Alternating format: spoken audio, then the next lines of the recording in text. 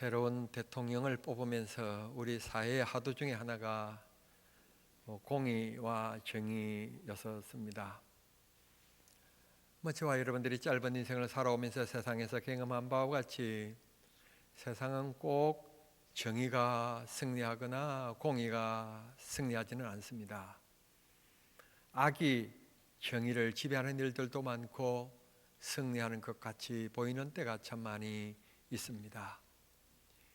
옛말에 소낙비는 피하는 것이 좋다는 말이 있습니다만 우리 예수님께서는 이 쏟아지는 소낙비를 피하지 못한 채 흠뻑 맞으셨고 결국은 불의 앞에 십자가에 못 박혀 죽으셔야만 하셨습니다. 여러분, 사람이 죽는다는 것이 그렇게 단순합니까? 끝 아니겠습니까? 그러면 정의가 무엇이며 공의가 무엇입니까? 선이 이긴 것입니다. 모든 상황은 끝난 것입니다.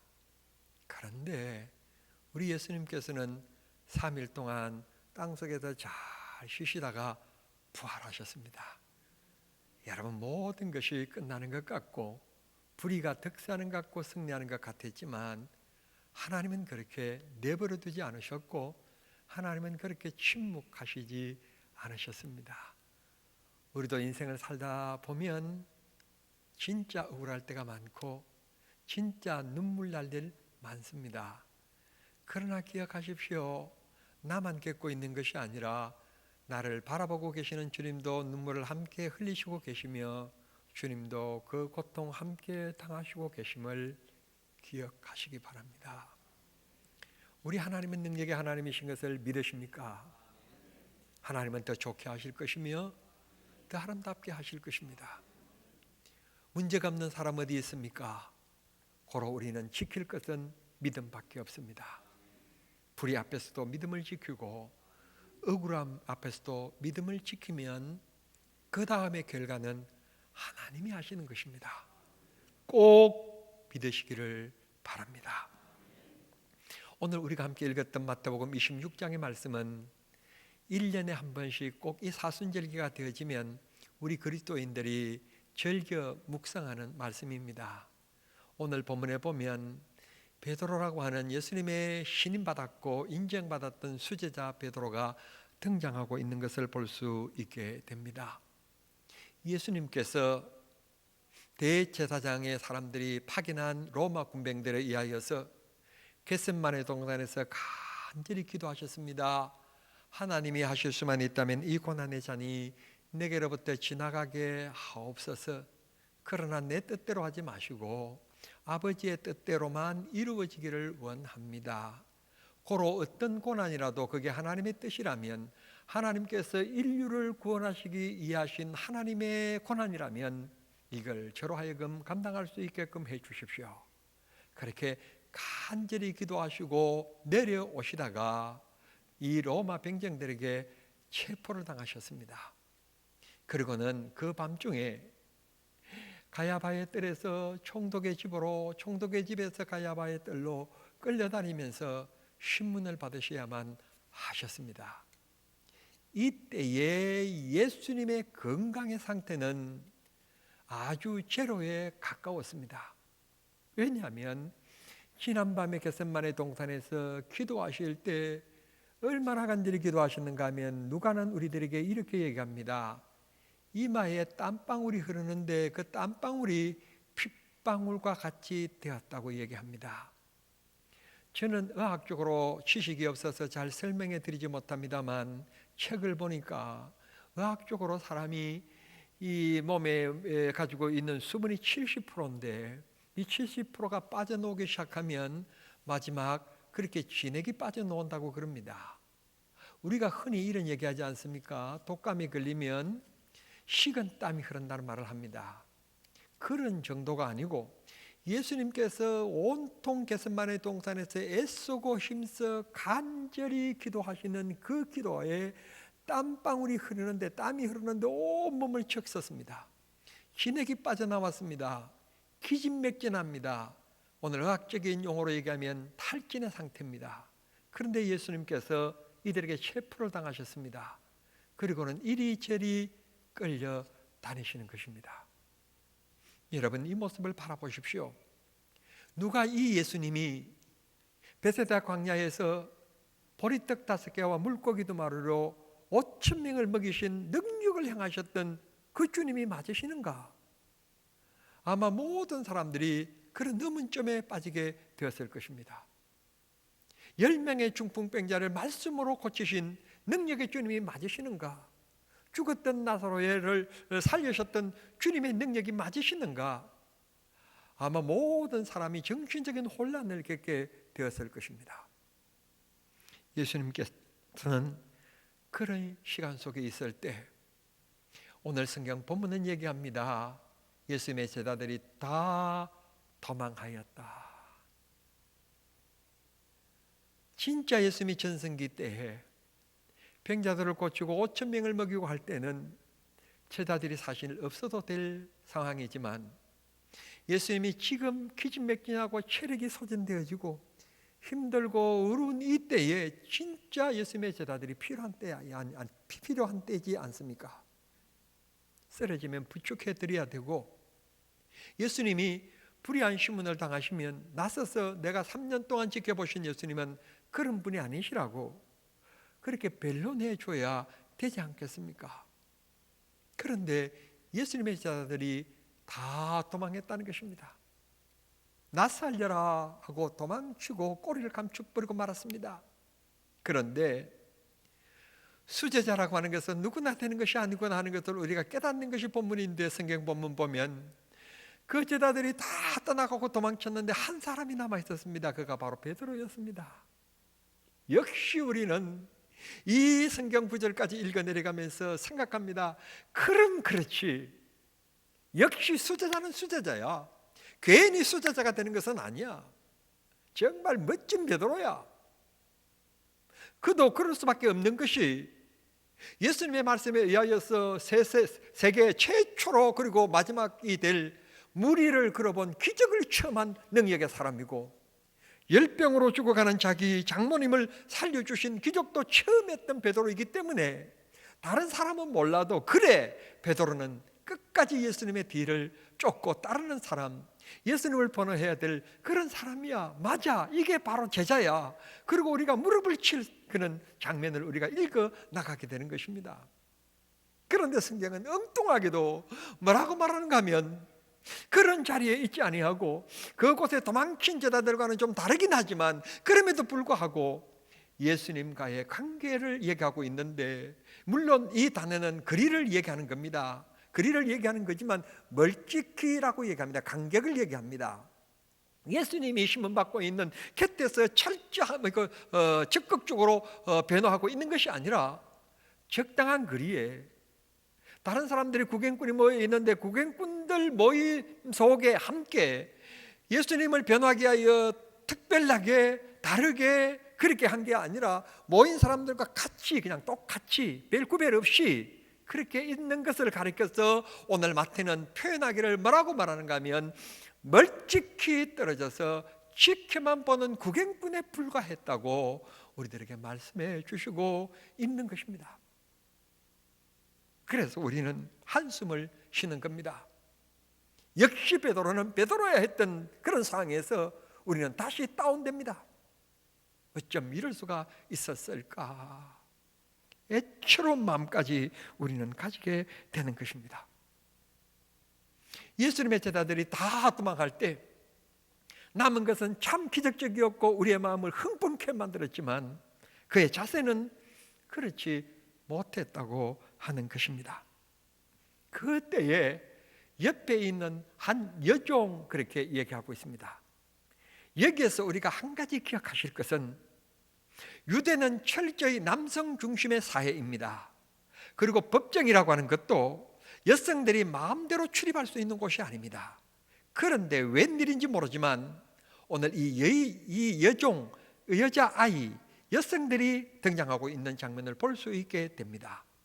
이는 무엇을 말해주고 있는가 하면 예수님을 정당한 절차에 의하여서 재판 절차에 의해서 재판이 이루어진 게 아니고 유월절을 앞두고 그냥 목적은 정해놓고 그 목적을 달성하기 위하여 그날 저녁에 몇 시간 동안에 급박하게 그냥 이루어진 재판이라고 하는 겁니다.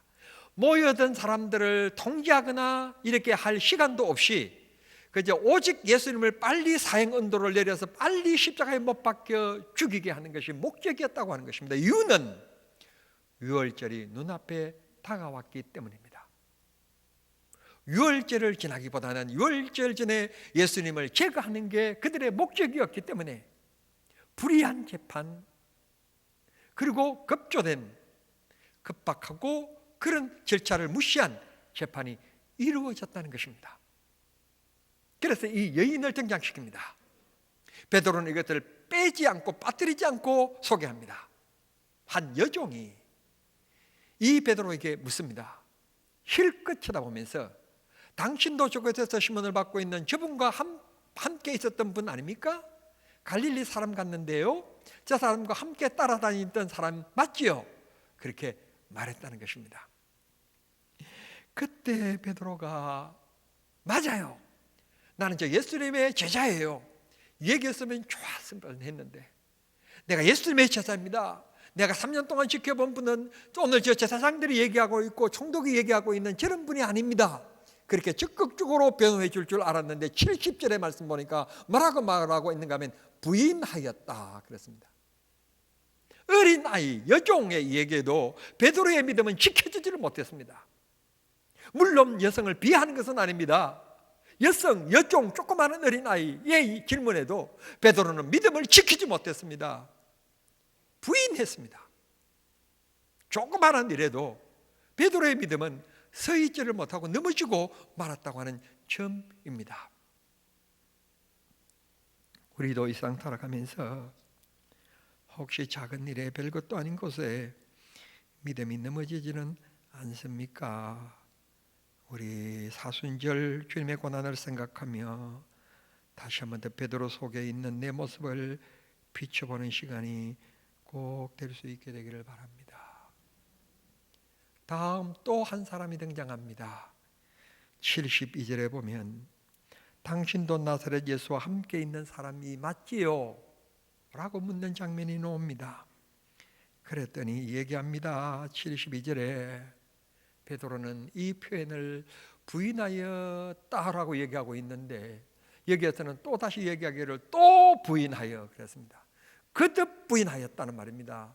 베드로의 확실한 마음이었다는 겁니다. 베드로의 부인은 그냥 어정쩡 그냥 그 위기를 모면하기 위하여 넘긴 그런 대답이 아니라 베드로의 심정이 그 당시에는 그랬다는 것입니다. 또 부인하여 라고 얘기하고 있습니다. 베드로가 실수한 것이 아니었다는 것을 말씀해 주시고 있습니다. 그는 살아남기 위해서 철저히 자기를 위장하고 있었다고 하는 것을 말씀해 주시고 있는 것입니다. 사랑하는 성도 여러분, 우리도 혹시 세상 살아가면서 철저히 위장하고 있지는 않습니까? 누가 나를 알아봐서 오 목사님이라고 부르는 것을 부담스럽게 생각하거나 오 장로님 권사님이라고 말하는 것을 부담스럽게 생각하고 있지는 않습니까?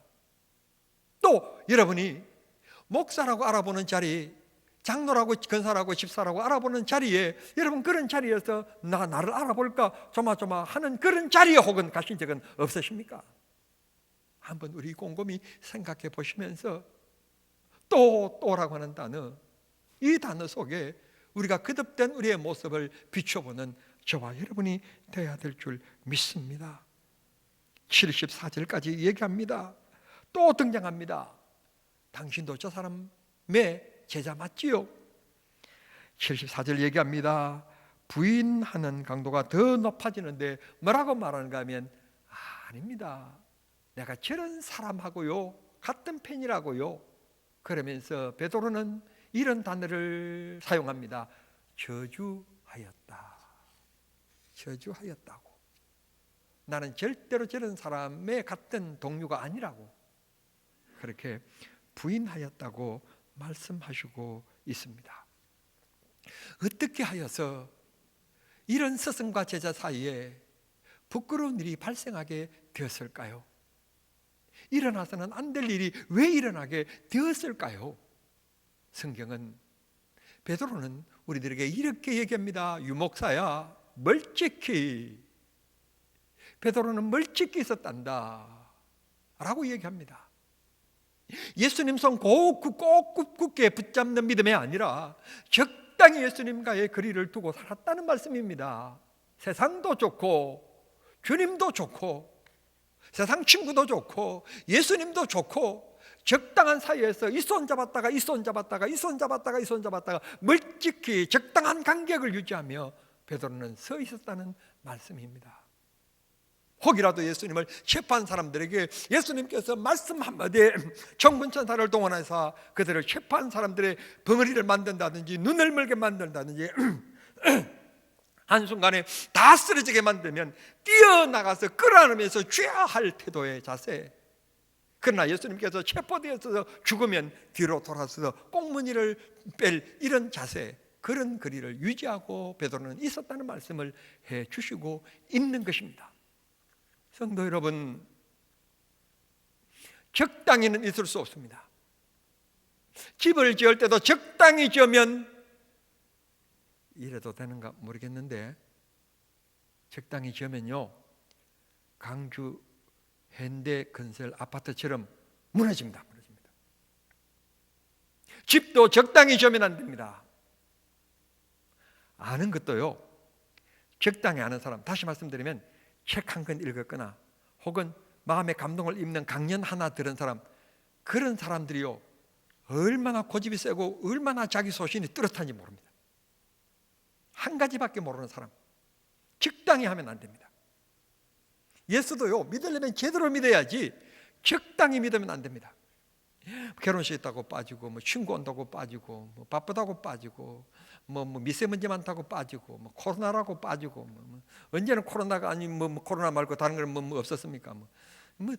여러분 핑계를 댄다면 얼마나 문제들이 많은지 모릅니다. 어떤 일이 있어도 장동건이를 그냥 같은 사람을 트럭으로 10대를 싣고 와도 내 남편이 최고인 것으로 살아야지 이쪽 저쪽 눈 돌리다가 인생 다 망칩니다. 적당히가 있을 수 없습니다. 적극적이어야 됩니다. 공부도요 적당히 하면 1등 할 수가 없고요 적당히 하면 대학도 바로 들어갈 수 없습니다. 공부 적당히 해가지고 여러분 박사학위 받을 줄 아십니까? 못 받습니다. 무슨 일이든지 마찬가지입니다. 의사가 되셨다, 적당히 해가지고 의사가 된 것 같습니까? 밥 못 먹고 못 자고 인턴 과정 얼마나 힘들고 어려운 과정을 다 거쳐서 의사가 됩니다. 목사가 되는 것, 여러분 적당히 공부하고 신학대학원 나와서 과정 거쳤으니까 목사고시 합격했으니까 지식으로 다 패스했으니까 목사가 되는 것 같습니까? 천만의 말씀입니다. 그렇게 목사가 되어서 온 문제가 되는 이들이 많습니다. 적극적으로 눈물 흘리면서 주님 붙잡아 주십시오, 불쌍히 여겨 주십시오, 목매이게 기도할 때 성령 받고 방언 터지고 그래야 체험이 있어야만이 주의 종의 한평생의 삶을 살아가는 겁니다. 무슨 일이 있어, 무슨 일이든지 적극적인 사람이 사업에서 또 성공하는 것이고 직장에서 또 성공해서 승진하는 것이고 그런 거지 적당히 해가지고 여러분 되는 일은 없습니다. 우리 베드로를 통해서 오늘 아침 우리 모두 적당히 멀찍이의 신앙에서 적극적인 신앙으로 주님의 손 굳게 붙잡는 은혜의 시간, 주님께 더 가까이 나가는 시간 꼭 되실 수 있게 되기를 바랍니다. 부부는 한 몸이라고 그러잖아요. 부부가 떨어지면 안 되는 거예요. 부부가 떨어지면 틈에 꼭 이상하게 무엇이 들어와도 들어옵니다. 여러분 틈이 나면 안 됩니다. 낚싯배를 타고 갔는데 낚싯배 밑둥이에 틈이 나서 바닷물이 들어온다고 생각해 보십시오. 경악할 일 아닙니까? 큰일 날 일 아닙니까? 여러분이 살고 있는 아파트, 여러분 그만 보니까 지하 주차장에 차를 주차했는데 보니까 받치고 있는 기둥에 지금 쩍쩍쩍쩍 지금 금이 가고 있다. 여러분 틈이 나고 있다. 큰일 날 일 아닙니까? 여러분 한번 우리 그것보다도 더 큰일 날 일은 한 번 인생 살다가 언젠가는 우리가 죽음을 맞이하게 될 텐데 그때 하나님 나라에 가면 영원히 끝나는 건데 우리 믿음의 신앙생활에 여러분 쩍쩍쩍 금이 가고 있고 틈이 나고 있다면 되겠습니까? 정말 안 되는 일인 것입니다. 아파트에 금이 가면 다시 이사 가면 되고, 다시 흘리면 되고, 다시 지으면 되지만, 우리 인생에 만약 믿음의 금이 가면 이건 어떻게 돌이킬 수 없는 일이기 때문에, 사랑하는 성도 여러분, 이 사순절기에 다시 한 번 더 주님과 멀찍게 신앙을 가졌다면 주님 가까이 주님 손 굳게 붙잡고 살아가는, 믿음이 아니면 안 되는 멋진 믿음을 가지고 살아가는 인생길을 될 수 있게 되기를 바랍니다. 그러면 인생길에서 넘어질 일도 생깁니다. 그러나 주님이 붙잡고 계시기 때문에 주님이 일으켜 주실 것입니다. 문제없는 인생 어디 있습니까? 어려운 일 없는 사람이 어디 있습니까? 우리가 넘어질 일 많습니다. 그러나 주님의 손 굳게 붙잡고 있으면 주님께서 넘어지지 않게 만들어 주십니다. 사순절에 다시 한 번 더 베드로 속에 내가 있지 않나 생각해 보시고, 어느 곳에 가든지 누군가 나를 목사로 알아보는 것을 부끄럽게 생각하고 고개를 숙인다면 절대로 그런 자리에 가지 않게 되기를 바랍니다. 옛날에 노래방이 시작되었을 때 어느 목사님들이 너무 신기하고 그래서 우리도 노래방 한번 가보자. 그런데 노래방에 가서는 절대로 이 목사, 김 목사, 유 목사 그렇게 부르지 말고 이 부장, 김 부장 그렇게 부르자. 그렇게 약속을 하고 갔답니다. 갔는데 문제가 터졌습니다. 그 주인이 하는 얘기가 술은 무엇으로 준비할까요? 그런데 그때 신학을 낮게 하신 같은 동기인데도 나이가 많은 그런 형과 같은 분이 계셨던 모양입니다. 그 순간적으로 그냥 튀어나온 말이, 그때 그냥 형하기도 하고 목사하기도 하고 그런 관계였는데, 얘기하기를 신학 공부하기 전에 형 술 많이 마셨는데 김 목사님 얘기하라, 목사가 튀어나와 버렸어요. 목사란 말이. 그래가지고 찾아간 사람들이 노래방에서 노래 한 곡도 부르지 못하고 쫓겨 도망 나왔답니다. 쫓는 사람도 없는데도 불구하고 스스로 나 잡아라 다 도망쳐 나왔답니다.